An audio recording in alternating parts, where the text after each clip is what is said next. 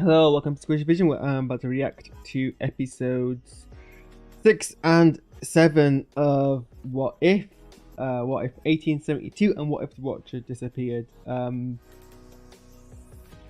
I'll talk about 1872 first. I mean, it's hard to go wrong with a Western. I think my background is too big.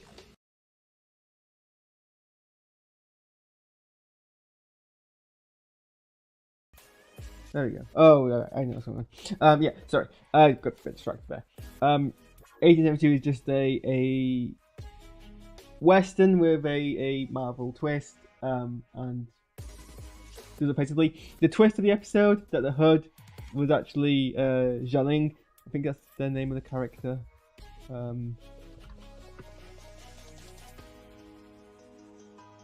Yeah, that twist was expected. Like, you could see it a mile away. It's a typical Star Wars family twist.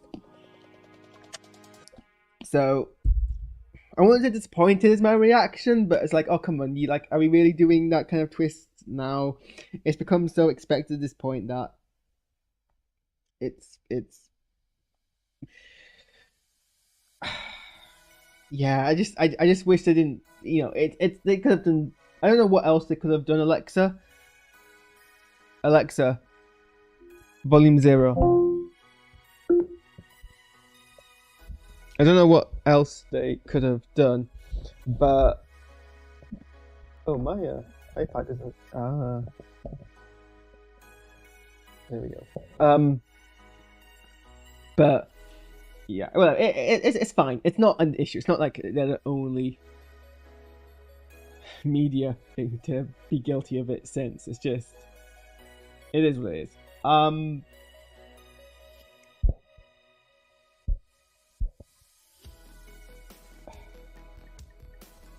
I just need to mute this. But the rest of it's fun. I think the animation was done very well for the fight sequences. It's gonna be tricky to do. It can be tricky to do fights well in animation, but I think they managed to capture a lot of the kind of kung fu vibe, well, martial art vibes. I think both Shang-Chi and Hawkeye was a good pairing. It was a nice dynamic. I enjoyed it. I think both actors, I mean, obviously, yeah, Kate Bishop's actor, Haley, what's her surname now?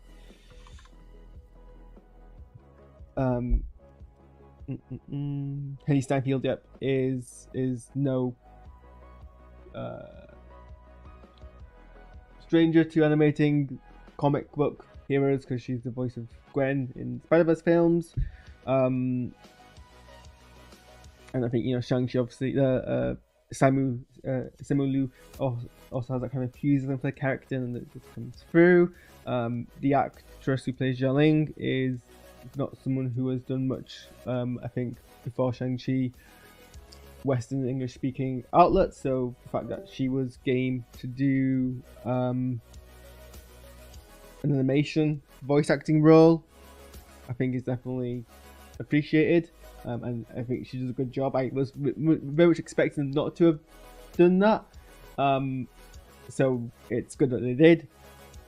I think actually out of everything, this is perhaps the most, I don't think they actually had to recast anyone. I think everyone who was in 1872 is their live action voice actors, even the ones who appear in relatively minor fashions, like John Walker's character at the beginning.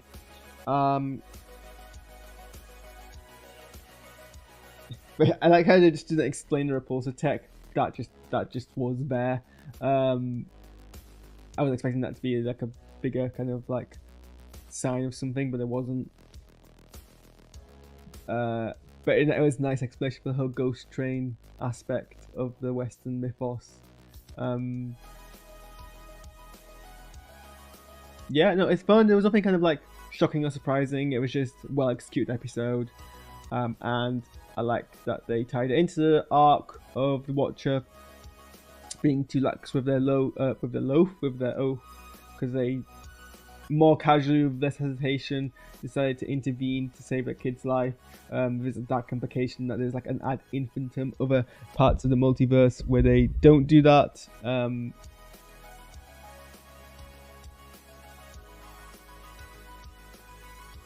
But obviously they have in this instance, and now they're having to deal with the ramifications of that.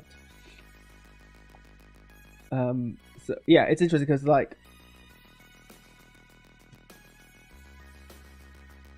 the direction we seem to be going at the moment is perhaps the least build up arc wise. Until like last week's episode, there wasn't really that kind of exploration of the Watcher going back on their oath, and then as we move into the next episode of what if the Watcher disappeared, we seem to be pulling now from characters from the last season, not so much characters from this season. So we move into the next episode that broadcast today, which is what if the Watcher disappeared. And I do like that they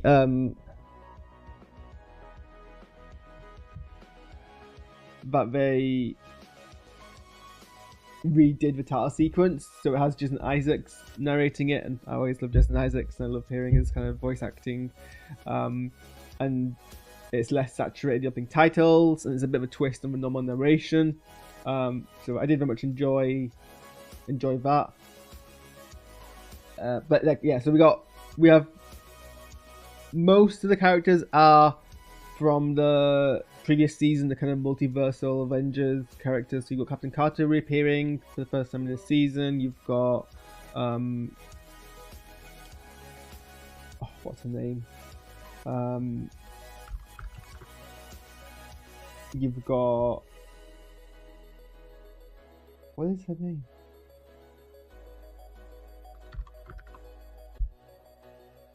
Kahari. You've got Kahari reappearing from the last season. And then, well, I guess Birdie is from this season, but like it's relatively new character because when we last saw her, she was a newborn baby, and now she's grown up. And there's a gap happening where she joins the What If crew, and then we have Storm, who is a variant of the one from the X-Men cartoons. It's kind of cool, but what we do about it is tying, you know, this Marvel animation series to the previous ones, and the fact that it would, I mean, obviously there's not gonna be any more seasons. If there were, it would be nice if we like gradually like have like cameos from like different past seasons. So if we had like, you know, the 90s or early 2000s Spider-Man cartoon, Spider-Man appear and voiced by that voice actor. I mean, I guess that's what Spider-Verse is doing, but if you had like, I guess, you know, the Iron Man from the Iron Man cartoons that were on like Fox TV, them appearing as well in this show, just like tying that together. That would have been a nice thing to do, but I'm glad they did it at least the one time. I guess Spider-Verse has already tackled the whole getting like previous animation iterations into one output. But yeah, the What If the Watcher disappeared is basically just a continuation of the overarching What If multiverse plot. So this is less talking about what if something was slightly different, and more just actually now telling this like narrative story. I don't know how much I buy that this version of Ultron is just happens to have been like, actually maybe what I did was wrong, I should do it right. I think we jumped a bit. I mean, it's not like it's not like a plot hole. It's feasible in an infinite amount of Infinity Ultrons. One of them was like, maybe I did it wrong, and it just so happens that this is the one that Captain Carter came across, because nothing Captain Carter did really necessarily changed their mind. And it might be that they're lying to try and like seize power, and I'm hoping that is what happens, because it kind of seems cheaper wise, but it's not like a huge massive breaking thing. It just, you know, it kind of undermines the big threat of the original Ultron if you got this Ultron here, well, the original Infinity Ultron, if this Ultron here, because I think the implication is that the Ultron who was successful in breaking into the observatory just happened to be the only Ultron that was observed by the Watcher, and that's what kind of caused it to happen. So is the implication that every other Ultron who that didn't happen to all eventually developed remorse. Well, I guess that's actually more possible, and maybe that is what happened. So that actually makes it much more feasible. Because I think if you were left for eons alone with your thoughts, you could go ad infinitum amount of ways where your mind would end up being. So, and I guess a whole bunch of those would have developed remorse. And that's essentially what this version of Ultron has done.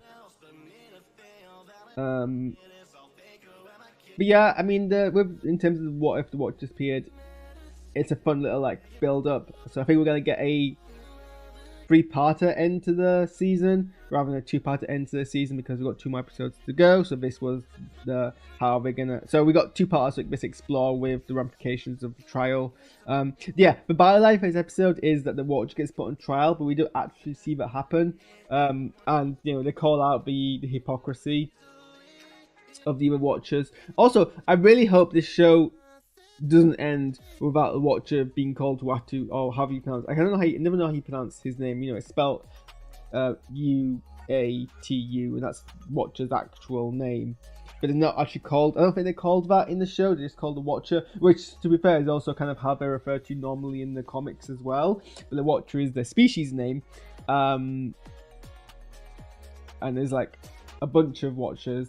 And I really hope that they don't act as if that's their name.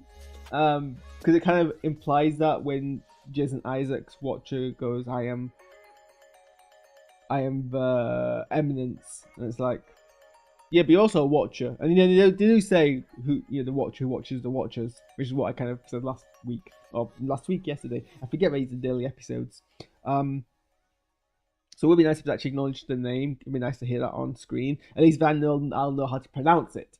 But yeah, we didn't really get a trial so much. It was more a kind of team getting together, and we'll explore that in tomorrow's episode, which I'll either react to tomorrow or I'm going LARPing, so it depends how tired I am when I get home, or on Monday when we do the last 2 episodes of the show. But it was I do like Birdie as a character. Actually, I do think they've got an interesting skill set as an original. I think Birdie is an original character. Actually, that's a good question. Is Birdie an original character? Am I spelling the name right? I'm telling you what if Birdie and it's not coming up with the right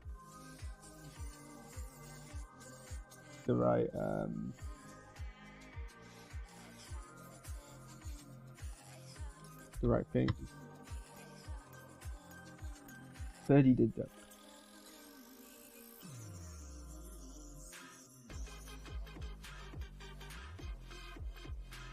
It looks like they're an original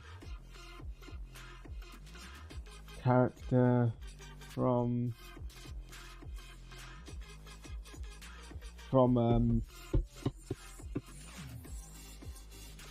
What If? Can't. Yeah, I'm just searching this and it's not.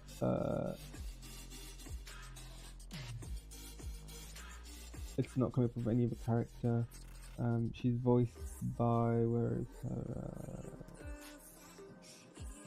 Natasha Lyonne, who is actually going to appear in the upcoming Fantastic Four film, although it's not clear who has. It'd be funny actually if she turned up in the Fantastic Four film as Birdie. I would absolutely love that.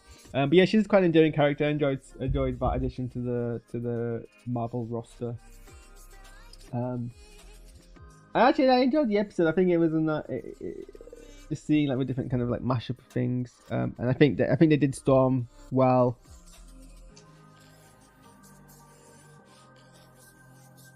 As this like kind of variant who's also part 4. Anyway, yeah, those are my brief thoughts on the last 2 episodes. I'm gonna do some kind of gaming now. I think I'm gonna play a new game because I've downloaded a whole bunch over Christmas. Use my Duolingo first. So yeah, thanks for tuning in, and get my house.